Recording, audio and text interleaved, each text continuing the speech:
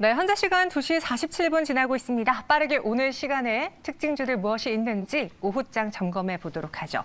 김민수 대표, 이상엽 이사 나왔습니다. 어서 오세요. 네, 두 분과 함께 오늘도 시장에서 가장 중요한 세 가지 이슈들 다뤄보겠고요. 눈여겨봐야 될 투자 포인트 전하겠습니다. 첫 번째 특징주 만나보시죠. 적자는 벗어날까요? 조선주가 호재의 만발 속에 주가 상승 보였습니다. 사상 최고 신조선가의 K조선이 방긋 웃는다고 하는데 흑자 전환 속도가 더 빨라질 수 있겠네요. 그렇겠죠. 네, 그래서 오늘 나온 뉴스 보니까 클락슨 리서치 네. 경쟁사입니다. 레몬 리서치 네. 아닌 것 같은데. 조선 네. 네.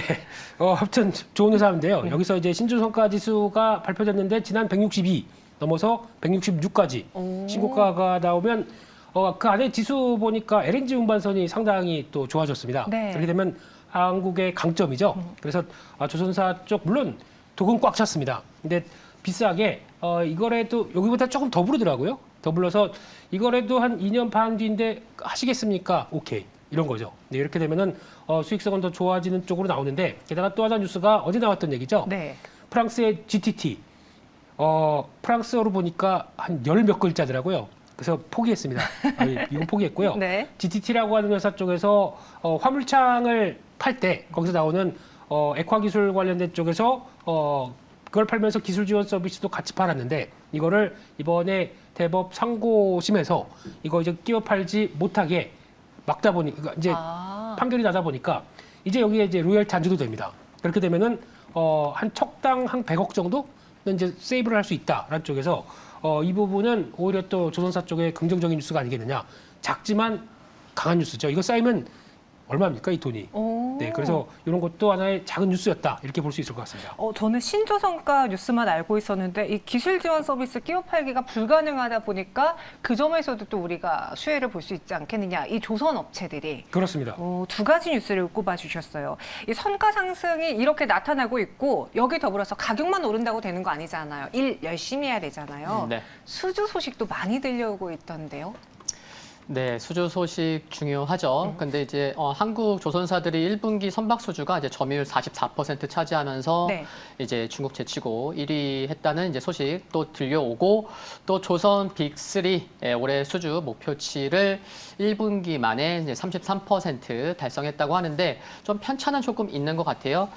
대우조선해양은 15.2% 올해 연간 목표 대비해서 15.2% 달성한 반면에 삼성중공업은 26.6%, 또 HD 한국조선해양은 무려 46.3%를 1분기 만에 달성했을 정도로 수주를 많이 한 조선사도 있다는 것도 확인할 수가 있는 것 같은데 국내 조선사들이 우위를 가져갈 수 있는 부분이 그런 것 같습니다. 이미 한 2, 3년치 일감이 확보됐기 때문에 수주를 받더라도 가격 협상력이 우위가 있다는 점 계속해서 이 부분 긍정적으로 작용할 것 같고요.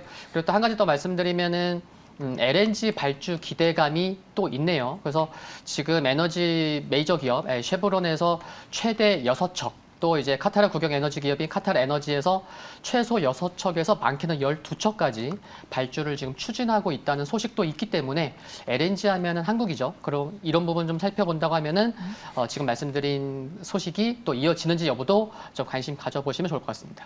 그럼 이런 소식 속에 또 증권가에서 보니까 조선 빅3의 목표 주가도 일제 상향 조정을 했더라고요. 그중에서는 가장 먼저 실적 턴어라운드가 기대되는 삼성중공업을 탑픽으로 꼽은 곳도 있고 또 대우조선해양은 한화 대우조선결합 조건부 승인이 26일에 가닥이 난다고 하는데 네. 좀 우호적으로 보고 있더라고요. 이 빅3 업체에 대한 투자 포인트는 김민수 대표님 각각 어떻게 보십니까? 네, 일단 주가가 말해주는 거라고 봐야 되겠죠. 예, 오르면 왜 오르냐? 마켓이 판단한다. 미스터 마켓은 항상 네, 그래서 네. 대우조선해양이 지금 또 기업결합 심사 나오는 부분도 중요하겠지만 제가 보는 시각은 그렇습니다. 그 사이에 앞서 이상엽 이사 자료 보실 때도 보셔서 아시겠지만 상대적으로 수주가 적었습니다.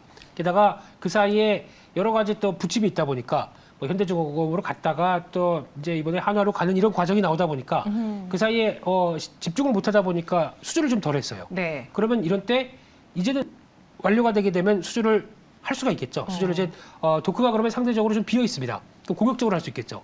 마침 이때 신조선가는 급등해 있습니다. 아. 그럼 더 수익성 높은 걸 지금부터 받을 수 있겠죠. 그게 기대감이 반영되면서 움직이는 게 대우조선해양의 주가 패턴이 아닐까 생각이 들고 있고요.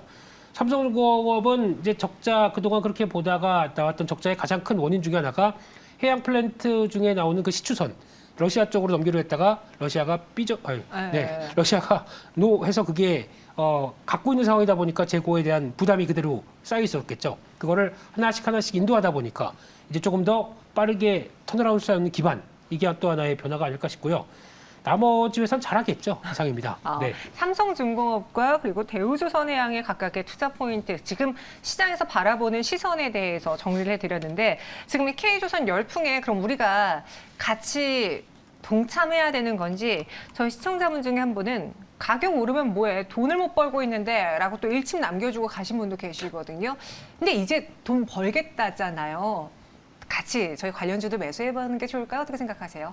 네, 지금보다는 이제 앞으로가 중요한 거죠. 네. 그래서 1분기 어닝 시즌 보더라도 1분기 실적 좋게 나오는 기업들, 뭐 섹터를 좀 다를 수 있겠지만 뭐 많지는 않을 수 있는데 1분기 실적 잘 안 나와도 앞으로 2분기부터 가이던스가 좋으면 그것만으로도 또 투자 심리가 살아날 수 있기 때문에 주가에 반영되는 부분인데 그래서 조선주도 뭐 관심 필요한 것 같고요. 또 조금 더 이제 수익률 관점에서 본다고 하면은 뭐 시가총액 작은 조선 기자재 그래서 뭐 태광이나 한국 카본 등 기자재 쪽으로도 좀 관심이 필요한 것 같고 또 앞으로 좀 살펴볼 부분이 철강사와 조선사의 이제 후판 가격 인상 이슈가 또 있습니다. 그래서 이 부분도 뭐 이제 4월부터 이제 4월 중순 이후부터 이제 본격적으로 협상을 하는 것 같은데 참 또 얼마나 길어질지 아니면 빨리 매듭을 질지 모르지만 그 부분도 봐야 될 것 같고요. 그리고 최근에 뭐 냉연, 도금제나 뭐 열연강판 등도 가격이 올랐고 후판 가격도 지금 오를 요인들 굉장히 많거든요. 그러면은 철강 가격 인상 그러면은 뭐 중소형 철강주들도 좀 이 부분은 또 볼 수 있는 부분이 있다는 것도 참고하시면 좋겠습니다. 네, 태광과 한국카본도 조선 기자재주도 같이 관심 가져보자. 그리고 만약에 내가 정말 이 조선 관련해서 포트폴리오 비중을 확대하고 싶다고 하면은 후판가가 어떻게 결정이 나는지 그러니까 철강 관련한 뉴스도 꼭 체크를 하셔야 된다. 정리해 드렸습니다. 오늘 장 흐름 좋은 조선주였고요. 이어서 두 번째 실시간 특징주 보겠습니다. 삼성의 손잡은 메타버스 주인공은 맥스트가 되는 걸까요? 전일 나온 맥스트의 공시가 이제 삼성전자와 증강 기반 원격 지원 기능 고도화 계약을 맺었다고 하는데 증강 기반의 원격 지원 기능을 고도화하는 계약입니다. 무엇을 원하고 이 계약을 맺은 걸까요? 네, 높이 가나 봅니다. 고도화. 고도화. 네, 그래서 맥스트가 원래 AR 원천 기술 관련된 쪽이나 AR과 AI를 접목해서 뭐 하는 이런 기술 관련된 쪽에서 강점이 있는 회사로 알려져 있는데 네. 그중에서 삼성전자랑 이번에 맺은 계약이 설비 점검 관련된 솔루션이나 그리고 또 증강 기반 원격 지원 뭐 이게 전부 다 기존에 있었던 거를 한 번 더 레벨업 시키려고 하는 어떤 계약이다 보니까 앞에 삼성전자 붙었다 우아라고 했는데 금액을 잘 보시게 되면 설비 점검 관련된 쪽이 3억. 네, 그리고 또 증강 기반 원격 지원 쪽이 5억. 네. 합치면 8억. 네, 작년 매출액이 한 10% 된다고 하더라도 좀 그러네요. 네, 그래서 규모 자체가 생각보다 그렇게 크지 않다 보니까 기술 뭐 삼성전자 쪽에 인정받았다 이런 건 좋겠지만 그래서 뭔가 좀 찝찝한 느낌이죠. 좀 차라리 뭐 한 30억, 50억 이랬었으면 주가가 좀 더 가지 않았나 생각되는데 금액 차이가 아무래도 주가를 좀 눌렀다고 봐야 될까요? 그렇게 보여지고 있습니다. 네, 맥스트의 이 내용을 봤을 때 좀 가격이 아쉬웠기 때문에 계약 규모가 아쉬웠기 때문에 주가 상승이 좀 가담하지 않았는가라는 이야기를 주셨는데 사실 삼성에 손잡는 기업들은 다 연일 급등했었잖아요. 이전에 로봇에서는 레인보우 로보틱스의 지분 투자 이야기가 나오면서 연일 급등했고 레인보우 로보틱스가 대장이 되는데 맥스트랑 이 소식에 좀 메타버스에 대한 기대감을 키우지 않을까 했는데 딱히 오늘 그런 분위기는 없네요. 네, 이제 수주 두 건이긴 하지만 네. 이제 앞에서 대표님께서 말씀하셨듯이 금액이 좀 작은 부분, 뭐 절대적인 수치가 작은 부분도 있고 제가 좀 이제 쭉 한번 좀 찾아보니까 이처럼 어제 이제 장 끝나고 수주건이 나왔는데 살펴보니까 작년 5월 26일에도 장 마감 후에 공급 계약이 있었네요. 더욱이 또 삼성전자였고 그래서 그 내용을 살펴보니까 발열 접지 점검 업무의 스마트화 개발 용역을 이제 장 끝나고 공급 계약 소식이 있었는데 요게 또 계약 금액이 3억이 안 돼요. 그러니까 좀 오늘과 이제 좀 비슷한 공급 계약건이 장 끝나고 있었던 적이 있었는데 그때도 보면은 이제 다음 날 개장하고 나서 네, 뭐 캔들상 또 음봉이 나왔었던 것도 살펴볼 수가 있었음을 보면은 좀 뭔가 금액도 좀 클 필요도 있겠고 네. 공급 계약 소식이 좀 뭔가 이제 구체적으로 뭐 이제 뭐 AR이나 이제 뭐 XR이나 관련된 좀 뭐 단어도 들어가면서 뭔가 조금 더 자극적인 또 그런 표현도 좀 있으면 좋지 않을까 그런 생각도 해볼 수 있는 것 같습니다. 이번에 좀 계약이 아쉬웠다. 그래서 현 구간에서도 주가가 윗꼬리가 달렸고 만약에 오늘 고점에 맥스트를 매수하셨다면 지금 벌써 10%가 넘는 손실을 입으시거든요. 이런 상황에서 맥스트에 대한 투자 의견은 어떻게 해야 될지 개인적으로 저는 올해는 다시 메타버스 기기 관련주들이 좀 움직이지 않을까 생각했는데 로봇과 AI 쪽에 시선이 많이 쏠리다 보니까 상대적으로 또 이쪽 섹터가 부진했거든요. 근데 그렇다고 보기엔 선익 시스템과 같은 몇몇 OLED 관련주들은 또 신고가예요. 이거 어떻게 해석해야 되는지요? 네, 일단 메타버스 쪽은 그게 가장 중요하겠죠. 돈이 되겠느냐? 야, 뭐 반도체 돈이 됩니까? 예. 이런 쪽부터 저도 메타버스도 뭐 매일 받아주는 건 아닙니다. 아, 예. 너무 좀 오래돼서 그런 거죠? 네. 그렇습니다. 회장님의 목소리가 생생하죠? 네. 네, 메타버스도 돈이 됩니까? 모르겠습니다. 근데 이게 지금 돈이 되기 위해서는 같은 업체들이 입점해서 거기서 나오는 수수료 기반으로 이렇게 연결이 되는데 이게 아직까지 구체화되는 게 조금 덜하다 보니까 이 부분에 대해서 이제 현실화는 되겠는데 돈을 어떻게 만들 것인가 이 부분이 좀 숙제라고 봐야 되겠죠. 게다가 선익 시스템 같은 경우는 약간 그런 쪽이죠. OLED 쪽이 특히 올레도스란 쪽이 나오기 시작하면서 AR, VR 쪽과 연결돼서 네. 그게 만약에 메타버스로 가게 되면은 그때 들어가는 증착 장비용 쪽의 변화들은 그래도 기대할 수 있겠다. 그러니까 즉 OLED가 성장하다 보니까 나올 수 있는 변화 쪽으로 접근하는 거죠. 그러면 이거는 아무래도 좀 다른 문제다라고 봤었을 때 그럼 메타버스가 성공하기 위해서는 뭐 어떤 모멘텀이 필요할까라고 하게 되면 그들이 해야 됩니다. 그들은 애플. 예. 애플이 리얼리티 프로죠. 네. 이거 본토 발음을 안 하겠습니다. 그냥 리얼리티 프로. 이게 6월 5일 날 가게 되면 WWDC라고 해서 무슨 뭐 복싱 경기 아니고요. 개발자 회의입니다. 전 세계 개발자 회의 쪽에서 이때 선보일 거 아니냐라는 쪽으로 지금 추정이 많이 들어가고 있는데 그때쯤 되게 되면은 아마 좀 가시화되면서 그때 XR 기기 쪽이나 거기다 나오는 뭐 메타버스는 그때 한번 좀 움직임 나오지 않나라는 쪽에서 조금 한 두어 달은 기다려야 되지 않나 싶습니다. 6월 5일에 애플과 관련한 이슈에 그때 좀 시장이 반응하지 않겠느냐. 그래서 지금 4월이니까 아직 시간이 더 필요해 보인다라는 의견. 그럼 이때 뉴스가 나왔을 때 좀 우리가 미리 관심 종목으로 바구니 안에 담아둬야 돼. 눈여겨봐야 될 종목은 뭐가 있을까요? 소프트웨어 쪽보다는 하드웨어 쪽일까요? 이사님? 이제 뭐 골고루 워낙 이제 종목이 많잖아요. 네. 그래서 이제 OLED 쪽으로 좀 이제 저는 이제 관심을 좀 가져볼 수 있을 것 같아요. 그럼 하드웨어 쪽. 네. 네. 그러면은 이제 최근에 삼성 디스플레이 관련된 뉴스도 많이 나오고 있는데 LG 디스플레이 올해 성장성에 좀 많이 또 주가도 이제 기대감을 갖는 부분들이 있는데 그래서 야스, LG 디스플레이가 2대 주주네요. 네. 그래서 야스도 좀 관심 필요할 것 같고 삼성 디스플레이, 그러니까 다른 종목은 이제 두 번째 종목은 이제 SNU. 최대 주주가 SFA인데 삼성 디스플레이가 또 지분을 한 3%대 갖고 있습니다. 그래서 삼성 디스플레이 관련되고 LG 디스플레이 관련된 이 두 종목 관심도 가져보는 것도 괜찮을 것 같습니다. 야스와 SNU 확실히 LG 디스플레이에 대한 그 실적 턴어라운드 기대감이 있기 때문에 관련한 OLED 쪽, 디스플레이 쪽을 같이 본다면 메타버스 열풍과 실적에 대한 기대가 다 더해질 수 있지 않겠느냐 이렇게 두 가지 종목 꼽아봤습니다. 그럼 이어서 세 번째 시간 좀 가볼까요? 네, 전 종목 없습니다. 그냥 예. 알겠습니다. 네. 세 번째로 갈게요. 중국의 리오프닝 효과 톡톡. 국내 수혜주가 있을까요? 없을까요? 소비 반등 때문에 중국의 1분기 GDP가 4.5% 올랐습니다. 예상했던 것보다 잘 나왔어요. 그래서 이것을 경기 반등의 기대 신호로 보시는 분들이 있는가 하면 세부 사항을 보면 생산 투자 쪽은 여전히 부진하다. 다시 말해서 좀 질 좋은 성장은 아니었기 때문에 여전히 경기에 대한 불확실성은 남아있다. 속지 말자라는 두 가지 의견이 있는데 김민수 대표님 어느 쪽에 손 들어주시겠습니까? 네, 뭐 속지 말자까지로 얘기할 건 아닌 것 같고요. 네네. 네, 뭐 누가 속였습니까? 네. 죄송해요. 예. 근데 이제 중국 지표네요. 네. 네, 그래서 일단 지금 예전엔 그랬었습니다. 중국이 성장을 하게 되면 저희가 이제 중간재 쪽으로 납품하기 시작하면서 같이 커지는 모습들이 나왔지만 지금 나오는 수출 데이터 보게 되면 또 그게 아니죠.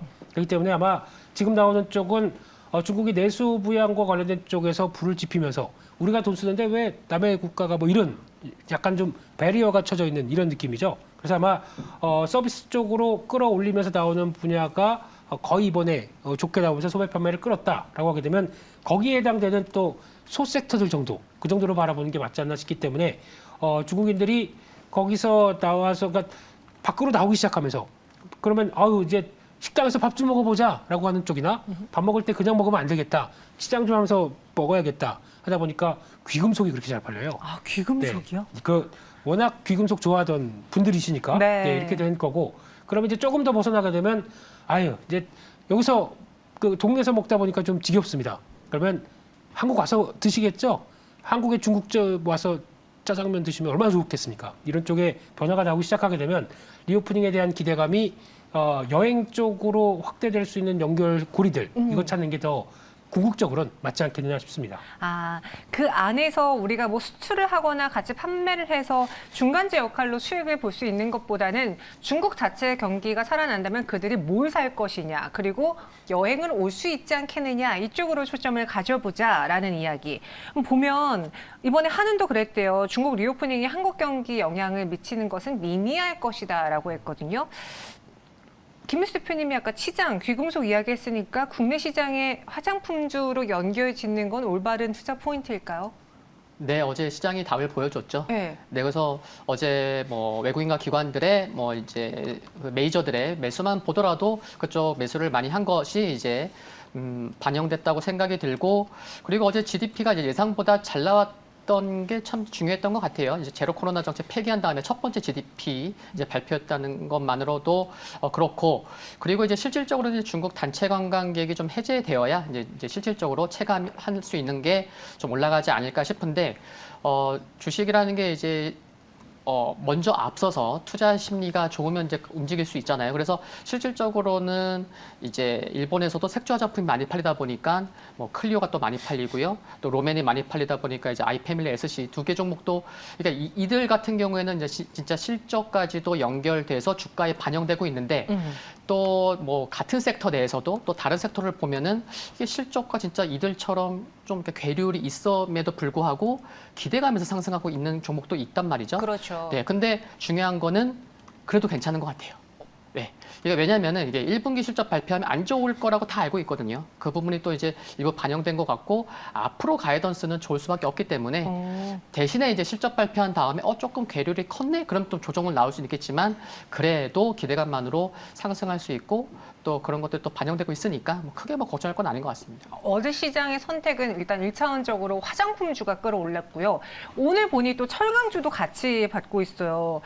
국내 철강업계랑 중국의 GDP랑 무슨 연관이 있을까? 그러니까 시장이 해석하기로는 중국 경기가 살아나면 부동산 시장 다시 올라올 테고 그럼 우리의 철강 수요도 같이 늘어나지 않겠느냐라는 건데 아까 봤던 GP에서 생산 투자는 부진했잖아요. 우리 그렇죠. 국내 기업들의 철강 수혜가 있는 겁니까? 없는 겁니까? 없는 거죠. 왜냐하면 네. 아직도 중국에서는 쌓여있는 재고는 여전히 있습니다. 아. 그러니까 이번에 좋은 걸 통해서 기존의 재고 털어내고 새로운 사이클이 돌기 시작을 해야 뭐 변화가 나올 텐데 그렇다고 해서 한국도 철강을 갖다 쓰진 않거든요. 그런 흐름이라고 보게 되면 지금 최근에 나오는 상하이 철강 선물도 계속 떨어지고 있고 그렇게 되면 아무래도 뭔가 산업적인 변화는 들어가는데 그게 이제 국내 쪽으로 미치는 범위는 제약적이다. 그리고 우리나라 철강주는 2차 전지로 가죠. 네. 이상입니다. 그래서 철강주에 대한 투자 의견은 이 연결고리는 그렇게 좋은 투자 포인트는 아닌 것 같다 의견 주셨어요. 그리고 어제 김민수 대표님이 이야기했던 그 화장품주가 CNC 인터내셔널이 있었잖아요. 그리고 제가 알기로는 매일경제TV 저녁 방송에서 또 두 가지 종목을 이야기했는데 하나가 덴티움이고 하나가 VTGMP였다면서요. 이제 저녁까지 신경을 쓰시. 전 다 봐요, 매일경제TV. 누가 어디 나오는지, 네. 과연 우리 방송에서 이야기했던 거 똑같이 이야기하고 있는지, 새로운 걸 이야기했는지, 근데- 타 방송 것도 다 봅니다. 근데 하나 언제 VTG 찍으시나요? 예, 얘기하세요. 예. 아닙니다. 네. 아, 네네. 네. 무섭습니다. 근데 VTGMP는 잘 가다가 지금 공시가 하나가 나왔거든요. 어떤 공시? 네, 회사 분할 공시가 나오다 보니까 주가가 출렁임이 큽니다. 네. 그래서 원래 하던 회사의 라미네이터 필름 관련된 쪽을 분할해서 비상장으로 밑으로 내려가고 화장품 쪽을 그대로 남겨놔서 주력으로 하겠다고 하는데 뭐 특별히 뭐 그런 내용도 없는데 주가는 출렁임이 좀 심하거든요. 이거는 좀 주의하셔서 보셔야 될 것 같고요. 덴티스는 그냥 고. 덴티스. 이상입니다. 네. 덴티스는 그냥 고. 알겠습니다. 오늘 두 분과 또 시장의 이야기 세 가지 이슈 재미나게 다뤄봤고요. 여기서 인사드리겠습니다. 설명 고맙습니다.